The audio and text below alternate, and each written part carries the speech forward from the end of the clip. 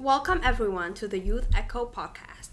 We're the podcast of a Vietnam-based project from youth for youth focused on the matters that youth cares about. I'm Gracie. I am Quack, like the duck. And I'm Z. And we'll be your host today. So our topic today is peer pressure. To start off the episode, we have not a burning question, but rather a lukewarm one. So, have you ever felt pressured by your peers? Yes. Yeah. Me too. So, let me elaborate. So, I go to a relatively academically prestigious institution in the country, and it just stresses me out a lot because most of the stress comes from my peers because I see that they all have their lives sorted out and they're all insanely talented, and I feel like I could never keep up. What about you? Yeah, my stress comes from that aspect of them having their lives sorted out. They know what they want to do in life already, and that kind of like scares me because the majority of people that I've met kind of just let their lives go with the flow, and what happens. But when you get into such a prestigious school, it's like a whole different breed of people, you know? Yeah, and for me, even though I don't go to like a competitive school like you guys, I still feel peer pressure, from just doing daily things that my friends also do. Like, for example, I think using social media a lot is also a form of, fear of missing out, which is also kind of like peer pressure, right? Mm-hmm. Sure. Yeah, so I think peer pressure affects all of us. And so what do you guys think peer pressure is?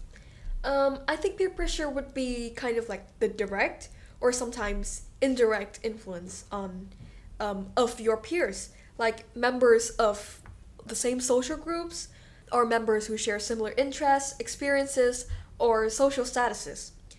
And members of a peer group are more likely to influence a person's beliefs, values, and behavior. And in other words, you are likely to change your behavior to conform to that of your peers. Yeah, we should also note right away that peer pressure doesn't just affect the youth, it affects like everyone despite their ages.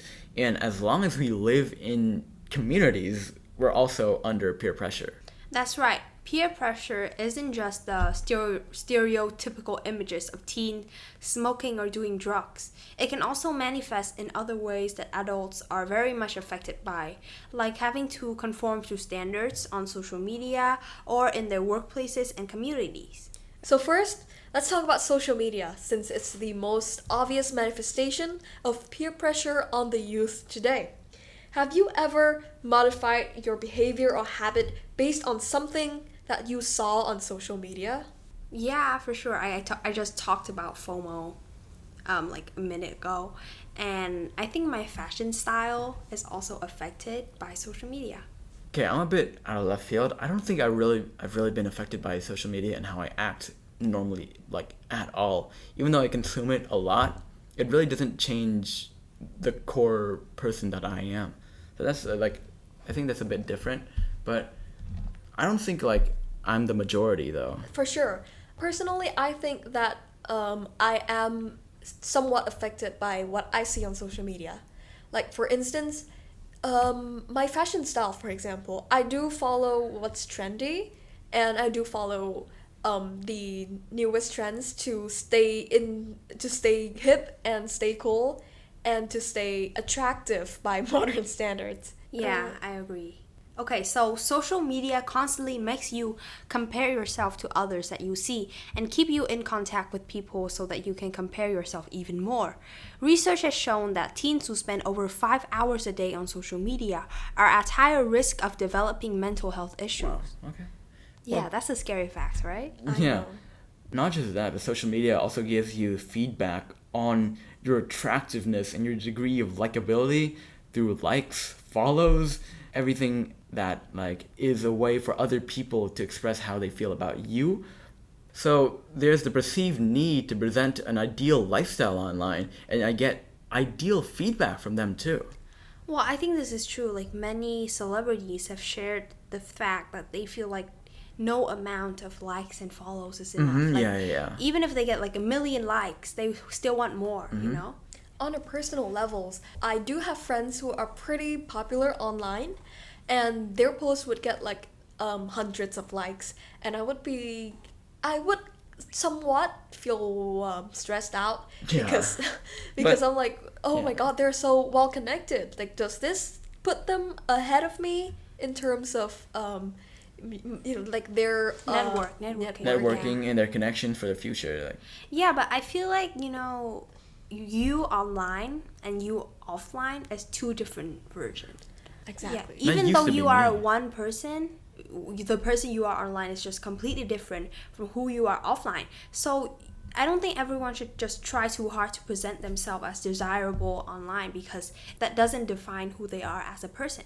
yeah, when I was younger, like, I used to have, like, present myself online as a very, like, sociable person, but in reality, I was a bit of a shut-in, and, like, I was a bit really introverted, and I've tried to change that. And I think that the way that I changed it was, using the age-old trick of regulating my social media use. Oh my god, the boomers were right.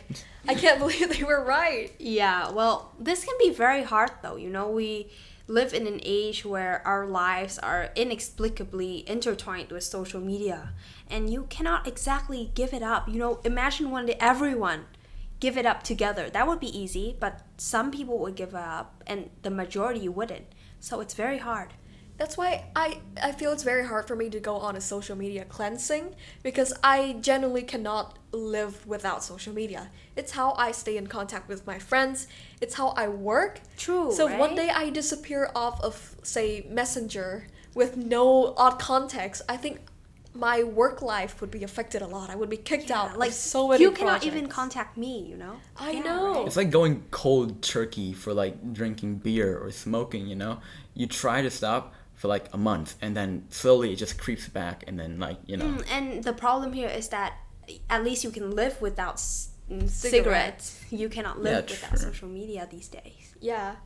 But I think that to some degree we can control how we interact with social media and how we feel about the things that we see up there. And reducing the hours spent on social media is one thing, but reminding yourselves that the things you see on social media are not always real is another. Maybe that guy's smoking hot apps are digitally altered. He probably experiences the same insecurities that you do because he has an internet presence, just like us. I think it's also important to remind yourself of what is real on social media. And by that, I mean people.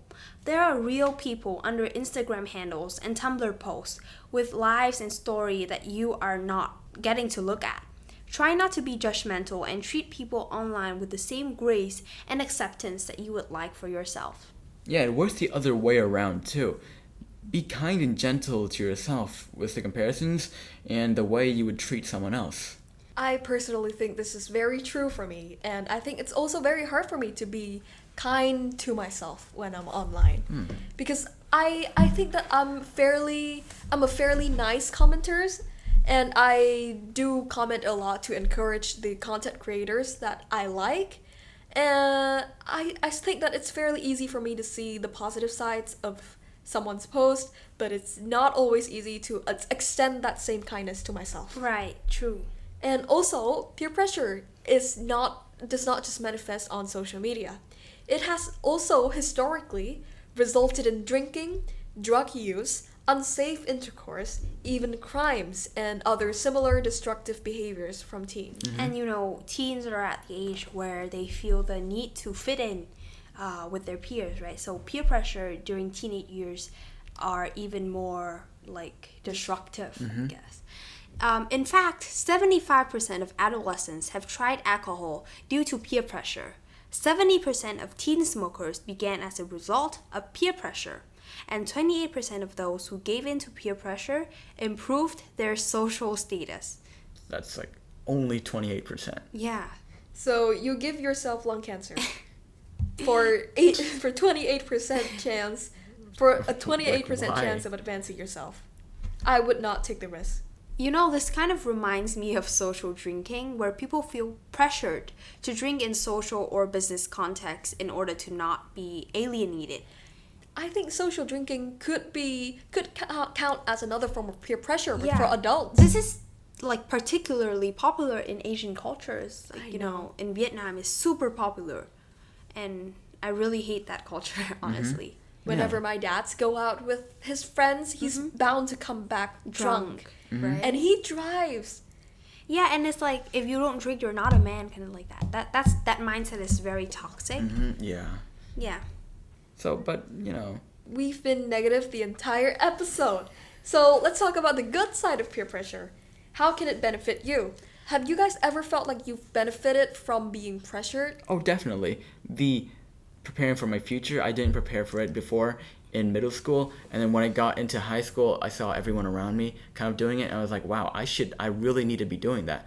And when I put my mind to it, I started like getting a lot of progress, and then that became like a really positive thing for me. Yeah.